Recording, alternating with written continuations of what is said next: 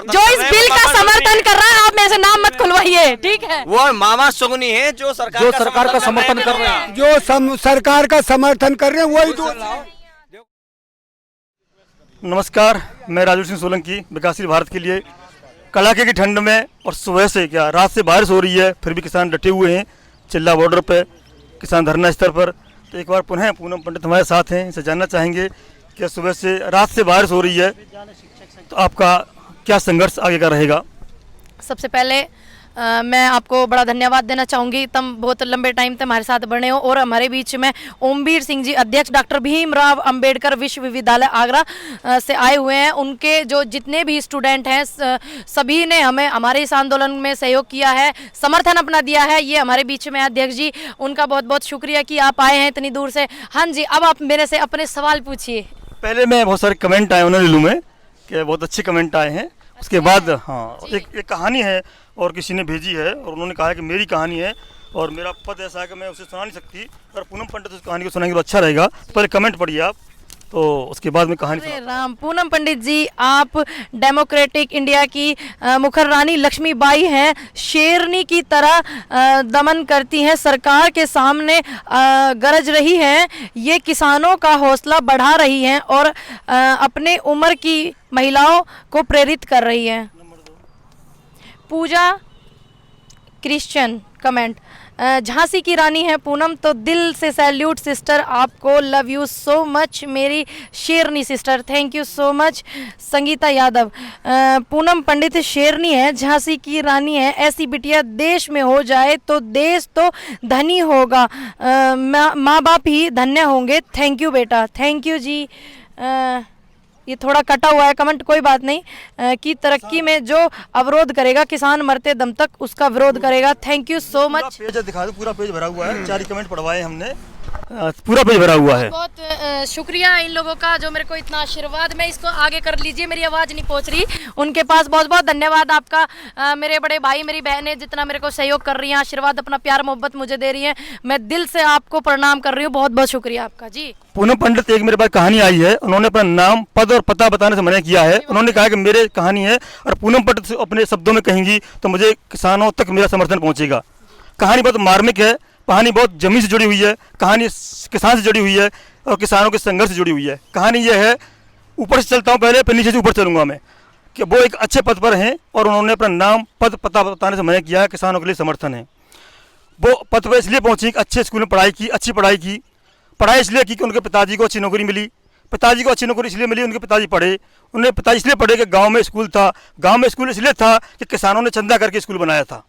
कहानी दोबारा चलाता हूँ मैं, गांव में स्कूल नहीं था तो लोगों ने झोली फैला करके अन्न मांगा, राशन मांगा और चंदा इकट्ठा किया, उस अनाज को बेच करके स्कूल बनाया। किसानों के योगदान से स्कूल बना।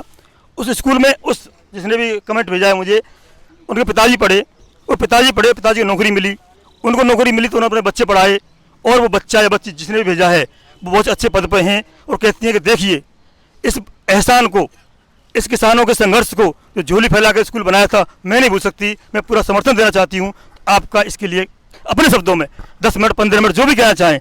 एक एक वाक्य बहुत मार्मिक है, बहुत गहराई है इसमें, पूरा बताएं आप। सबसे पहले तो मैं उनको धन्यवाद करना चाहूँगी कि आपने मुझे इस काबिल समझा कि मैं आपकी कहानी को अपने जुबान से बोल सकूं और सभी अपने किसान भाई बड़े लोगों के बीच में पहुंचा सकूं। बहुत बहुत धन्यवाद आपका।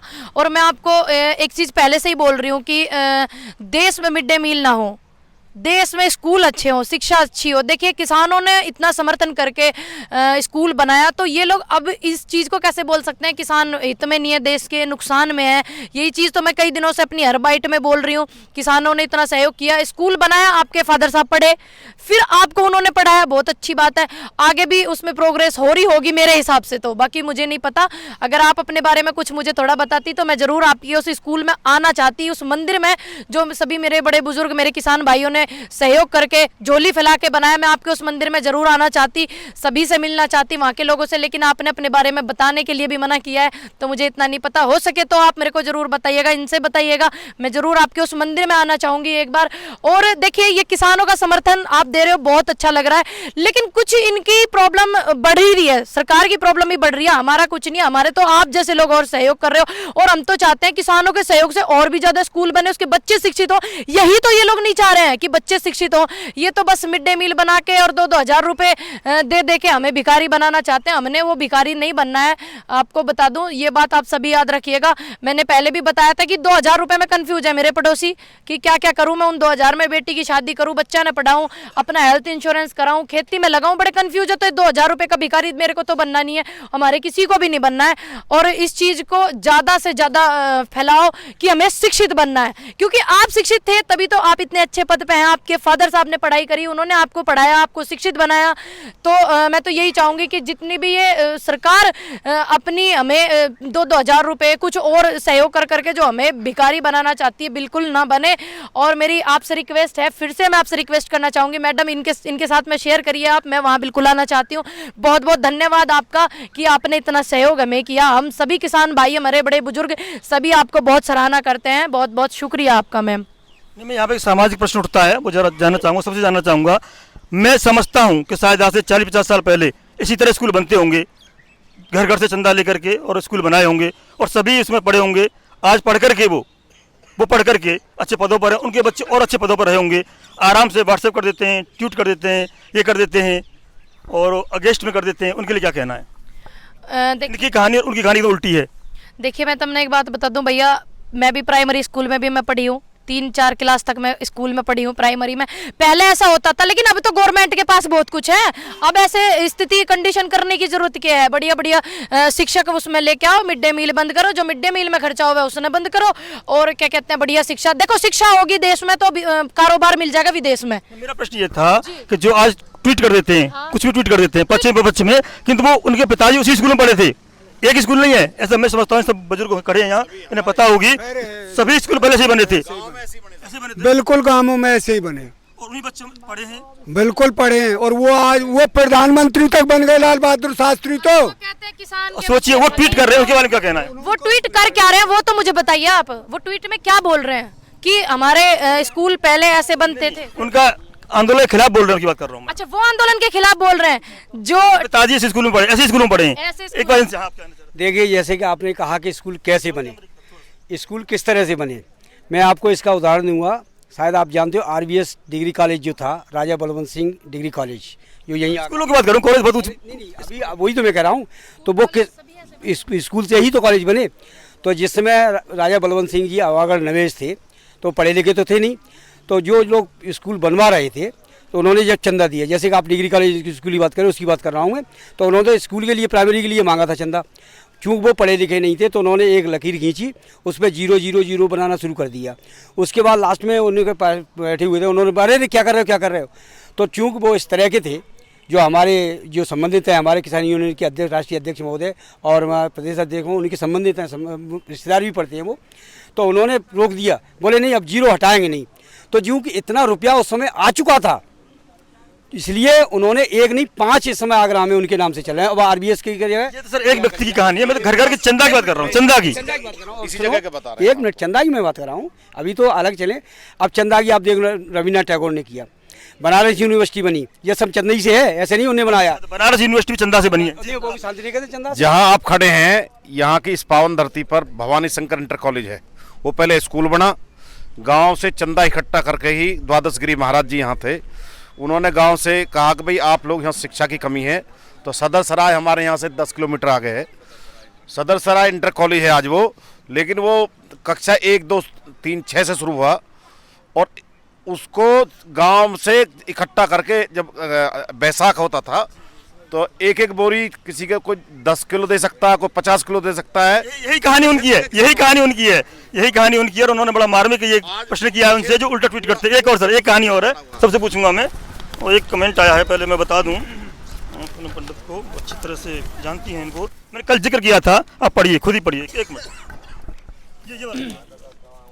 शहीद भगत सिंह के पोते ने ढांसा धरने पर कहा, पगड़ी संभाल जट्टा, मानो भगत सिंह खुद बोल रहे हैं। इन्होंने कमेंट किया है, उस कमेंट के बारे में आप सबके राय जानना चाहूँगा।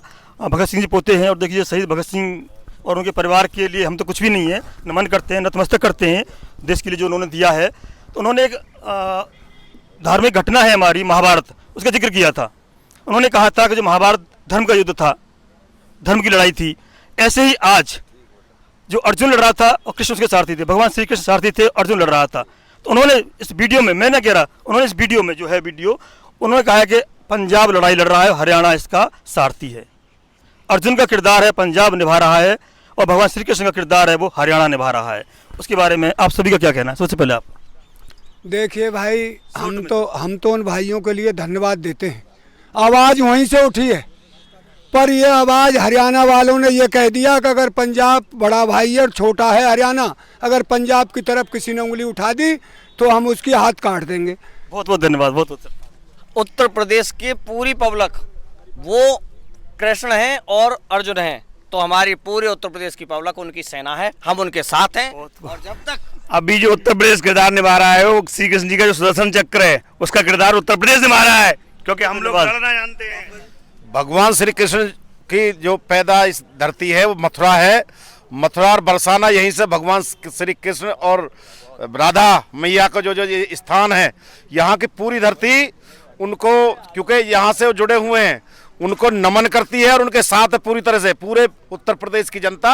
जो उन्होंने अच्छा काम किया है, जो लड़ाई शुरुआत की है, उसे उत्तर प्रदेश की जनता पूरी तरह से पूरा करके। देखो, अभी आपने जो कहा कि श्री कृष्ण और अर्जुन का जो रूप निभा रहे हैं, पंजाब और हरियाणा मानते हैं, लेकिन आपको एक विशेष बात बताऊं, जो मेन अर्जुन का किरदार है वो हमारे राष्ट्रीय अध्यक्ष माननीय भानु प्रताप सिंह जी निभा रहे हैं।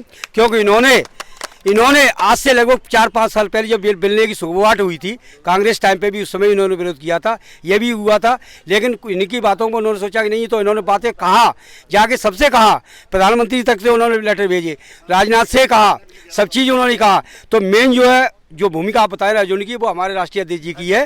उनकी बहुत बहुत आभार आपका। 2-3 क्वेश्चन और है मेरे, ये है छोटा सा, इसे पढ़ दीजिए। हाँ, भेज दो लिंक। एनडीटीवी वीडियो, कृषि कानूनों के खिलाफ आंदोलन में कंधे से कंधा मिलाकर काम कर रहे हैं किसान और जवान। बिल्कुल ये बोलिए, क्या आप कहना चाहते हैं? मैं ये कहना चाहूंगी, बोलिए। ये तो बहुत अच्छी बात है। और मैं आपको बता दूं, प्रशासन जो होता है और हमारे जवान भाई जो होते हैं, उनका बड़ा सहयोग होता है। और ये बेचारे ठंड में, इन लोगों की भी बड़ी परेशानी पड़ी हुई है भाई। सबसे माफी मांगना चाहे, आंदोलन की वजह से किसी को कोई प्रॉब्लम हो रही हो तो। दूसरी बात ये कि किसान कोई प्रॉब्लम नहीं कर रहा, आप भी बड़े मजबूर हैं, बड़ा सहयोग कर रहे हैं, बहुत बहुत धन्यवाद। और मेरे जितने भी जवान हैं, मेरे देश के फौजी भाई, उनको भी दिल से नमन। मैंने उनका वीडियो देखा था, सभी का सहयोग मिल रहा है, बहुत बहुत धन्यवाद भाई। ऐसे ही हमारा साहस बढ़ाते रहिए और हमें अच्छा लगेगा, अपना आशीर्वाद हमें देते रहिए। अगर आपकी अनुमति है तो कड़वे प्रश्न पूछ लूं मैं? मीठे प्रश्न पूछे, कड़वे पूछेंगे? जब आप कड़वे नहीं पूछोगे तो कैसे पता चलेगा कि हम किस लायक हैं, क्या बोलने के कड़वे लायक? प्रश्न पूछ लूं मैं। अगर आपने बताया महाभारत में जो किरदार थे तीनों, उनकी बात वहीं छोड़ देते हैं, आगे हम पूछते हैं। तो आप बताइए, मामा शकुनी की भूमिका में कौन है?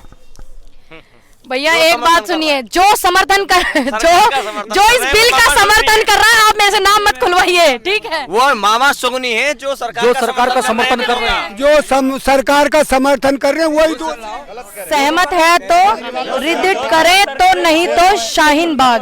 देखिए, ये मुद्दा हम शाहीन बाग पे कोई बात नहीं करना चाहते।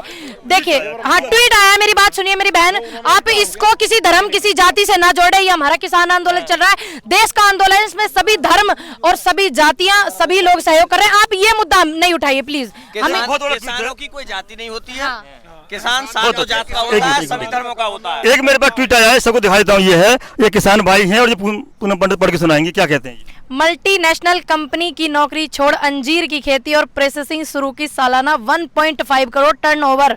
अच्छा भैया, 1.5 करोड़ टर्नओवर आप करा, तो सरकार को टैक्स कितना देते हैं? ये महोदय जी, क्या नाम है इनका? ठीक है। और दूसरी बात, इनका नाम क्या आ रहा है? महाराष्ट्र के दौरे करने वाले सभी डॉक्टर, अंजीर की खेती करने वाले।